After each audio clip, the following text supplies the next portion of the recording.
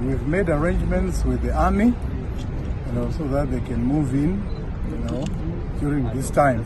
And the army are going to give us assistance, and there are also some other doctors who have decided that they will, continue providing service.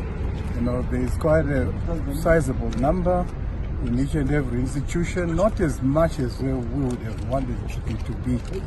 So at the moment, the information I have is that we have some coverage, in our hospitals.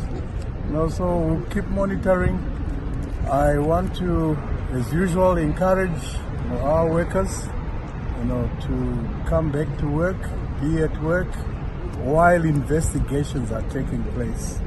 We are all looking forward to the support which we are getting from the security agents. And it's very clear they want to give us as much assistance as possible.